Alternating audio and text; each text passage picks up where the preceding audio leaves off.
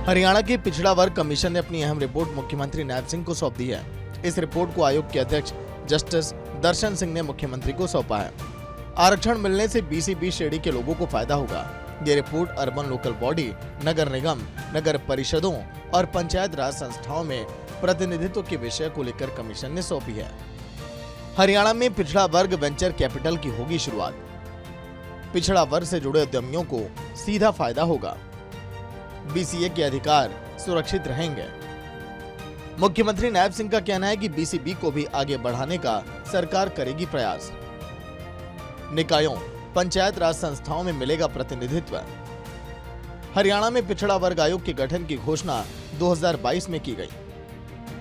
पूर्व मुख्यमंत्री मनोहर लाल ने की थी गठन की घोषणा। इसके बाद सरकार की ओर से रिटायर्ड जस्टिस दर्शन सिंह को इसका अध्यक्ष नियुक्त किया गया था। आयोग में अध्यक्ष के अलावा 4 सदस्य भी शामिल किए गए थे। मुख्यमंत्री नायब सिंह सैनी ने रिपोर्ट मिलने के बाद कहा कि प्रधानमंत्री नरेंद्र मोदी के नेतृत्व में पिछड़ा वर्ग के लिए अनेक काम कर रहे हैं। OBC आयोग को संवैधानिक दर्जा देना, क्रीमी लेयर की सीमा बढ़ाना, शिक्षा के क्षेत्र में पिछड़ा वर्ग के बच्चों के अधिकार सुरक्षित करने जैसे कई फैसले सरकार ले रही है। रिपोर्ट सौंपने के बाद जस्टिस दर्शन सिंह ने कहा कि BC-B श्रेणी को आरक्षण मिलने से उन्हें लोकतंत्र में अधिक भागीदारी और अधिकार मिलेंगे। इससे उनकी सामाजिक और आर्थिक स्थिति में सुधार होगा और वे समाज के विकास में सक्रिय भूमिका निभा सकेंगे।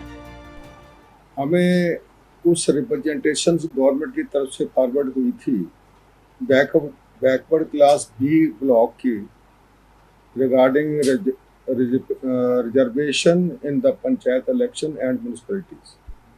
उसके बारे में हमने अपनी डाटा कलेक्ट करके, अपनी मीटिंग्स होल्ड करके, जो मटेरियल हमारे पास कलेक्ट हुआ था, हमने पहले 2 रिपोर्ट पहले दे चुके हैं। एक हमने 30 अगस्त 2022 को दी थी, वो रिगार्डिंग पंचायती राज इंस्टीट्यूशन थी, जिसमें हमने बैकवर्ड क्लास A को रिजर्वेशन रिकमेंड किया था।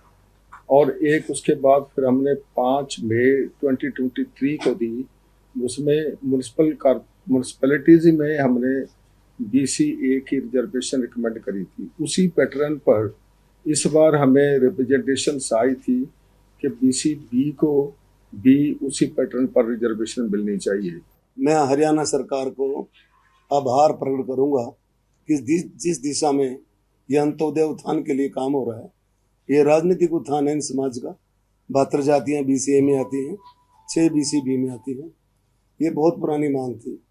1952 में काका कलेलकर की रिपोर्ट थी और 79 में मंडल साहब की रिपोर्ट थी।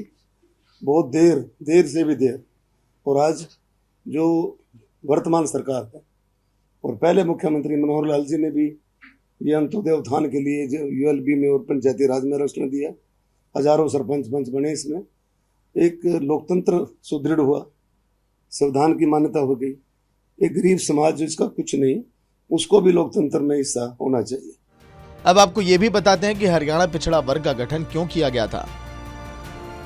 राज्य में पंचायती राज संस्थाओं और शहरी निकायों में पिछड़े वर्गों के लिए आरक्षण के अनुपात का प्रावधान किए जाने के लिए अध्ययन करने और अपनी सिफारिश राज्य सरकार को सौंपने के लिए आयोग को कहा गया था।